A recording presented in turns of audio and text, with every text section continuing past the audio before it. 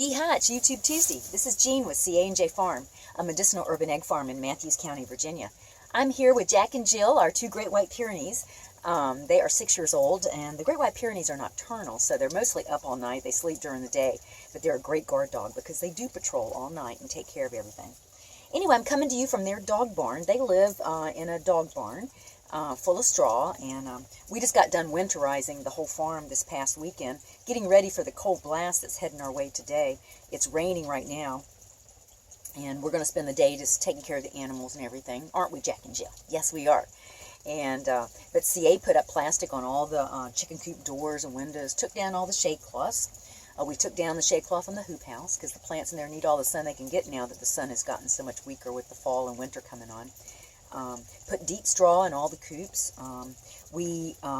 As your flock grows, you have to grow with them. So we had some older chicks, some young chickens, that they're due to be moved into the large coop area mid-December, but they're not quite big enough to go in there yet. If you put them in when they're too little, the big guys pick on them bad, so we don't want to do that.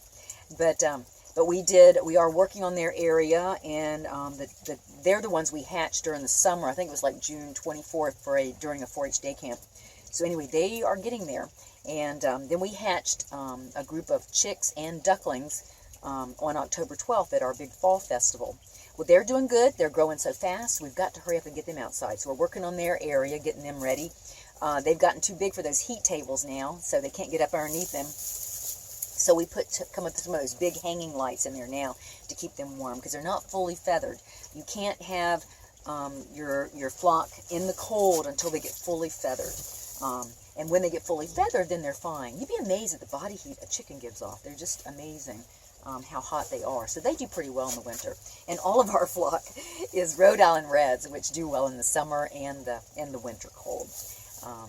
But anyway, so it's busy at a farm when you're getting ready, even a small farm like ours, getting all the plants ready, all the chicks and everything else, and the dogs. They about lost all their winter fur from last year, and so now they're growing in all their new winter fur so that they'll be fine out here. They love the cold, actually. It's the summer that, kind of gets them down because they're just so furry because they're Pyrenean mountain dogs. So one thing I did yesterday, I winterized the beehives. I opened them both up, checked them out. They look good. I found both queens, and one thing that confused me is one of them had eggs in there. I had larvae, newly laid eggs. The queen doesn't usually lay too much this time of year, so I'm kind of surprised at that. Takes 21 days for larvae to hatch into a bee, and that would be like mid-December, so I'm a little confused by that, but maybe I just didn't get the memo of what is happening. Maybe she's short a few bees and she's trying to make it up or something, but who knows. But they seem like they're doing good, but they do not have enough honey to make it through the winter, so I am feeding them. I'm feeding them, a winter feed is 2 parts sugar to 1 part water, which is a thick mixture. Very different from the spring-summer food you would feed them, which is equal parts sugar and water. So anyway, I did that, and I reduced their hive a little bit because their top boxes they were not using. So I reduced the size of their hives and just kind of cleaned it up and reduced the entrances, lowered the back down so that I can't get wind in the back. The back I had lifted up to let some of the heat out during the summer. And I just weed-eated it and mowed around them and basically put some more feed on them. So they're set, and so they'll be doing good for this cold blast coming through. I hear we're going to get some rain, then turning into possibly even some snow flurries this afternoon. So we will see what happens, but we are ready, aren't we, guys?